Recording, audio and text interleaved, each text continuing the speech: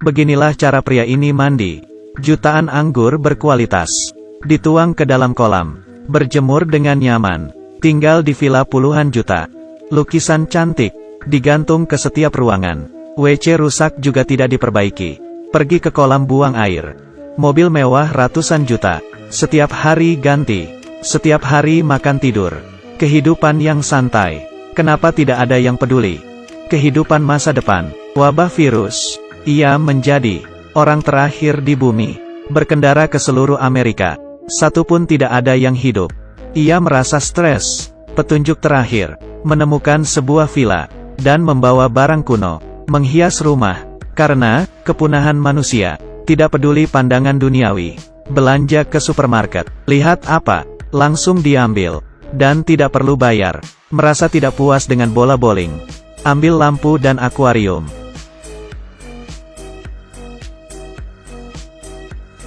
Dan paling hebat, mengambil mobil sembarangan. Ke mobil ratusan juta. Pelan-pelan dorong. Turun.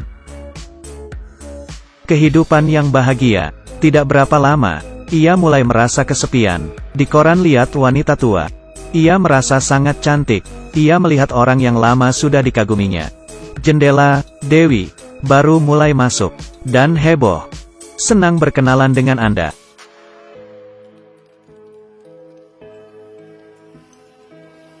Hidup seorang diri sangat bosan.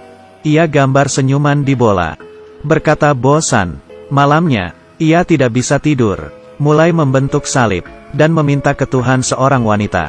Villa bagus berubah jadi tempat sampah. Kolam renang berubah jadi toilet. Harapan pria. Tidak jadi kenyataan. Seharian. Ia minum sendirian. Puluhan juga anggur. Dituang ke kolam. Dan sambil merendam. Setelah hidup sendirian selama setahun. Ia tidak tahan. Demi dirinya, mencari tempat. Menulis di batu. Bersiap mengakhiri hidupnya. Ia siap. Menancap gas. Mobil mulai ngebut. Ke arah target. Ia menginjak rem. Karena ia lihat. Kejauhan. Ada asap. Ia senang. Menyetir ke arah asap itu. Turun dari mobil. Hatinya melonjak. Ini. Pakaian wanita. Kalau di bumi ini. Hanya tinggal satu orang. Kamu bakal ngapain? Ada orang pakai telur. Diminumnya mentah. Menyetir mobil mewah ke supermarket. Orang Amerika ini lebih hebat. Berendam di ratusan juta anggur. Mobil mewah dihancurkan. Tapi sekarang, ia sadar. Di dunia ini masih ada seorang wanita yang hidup. Tiba-tiba ia pingsan. Saat sadar, lihat seorang perempuan cantik. Keduanya berciuman. Tapi beberapa saat, ia buka kedua matanya dengan jelas. Wanita cantik sebelumnya, berubah jadi wanita tua. Kamu mau ngapain? Benar-benar sial.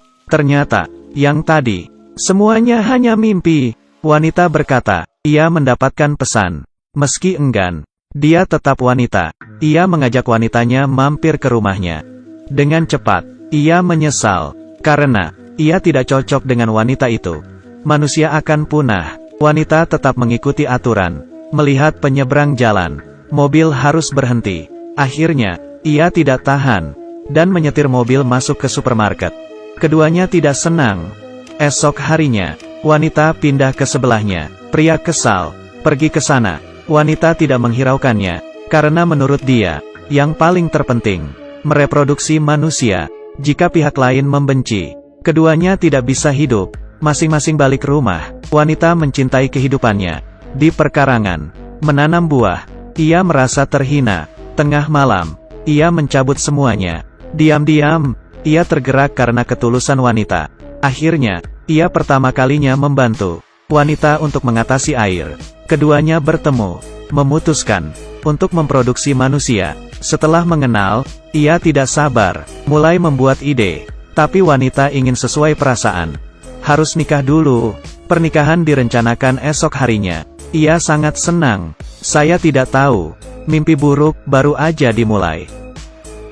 Siapa yang kasih tamparan ke pria ini? Sehari sebelum pernikahan, ia sibuk menyiapkan secara detail. Tapi pria tidak peduli.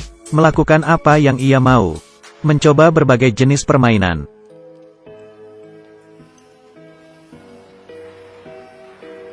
Di hari pernikahan, wanita memakai baju nikah, masuk ke pelaminan.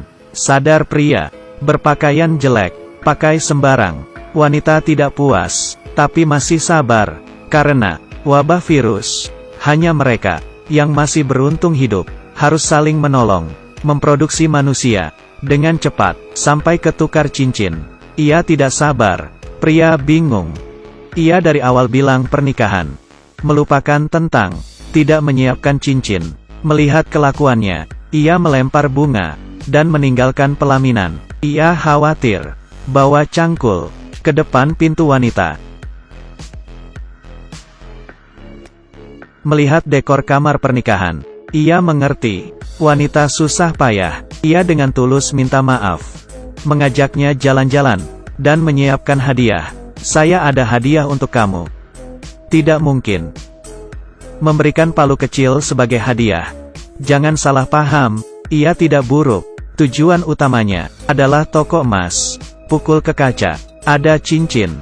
Hati wanita membaik. Pernikahan tetap berlanjut. Setelah menikah, wanita mengambil inisiatif, beradaptasi dengan gaya hidup pria, menemaninya bermain banyak jenis permainan.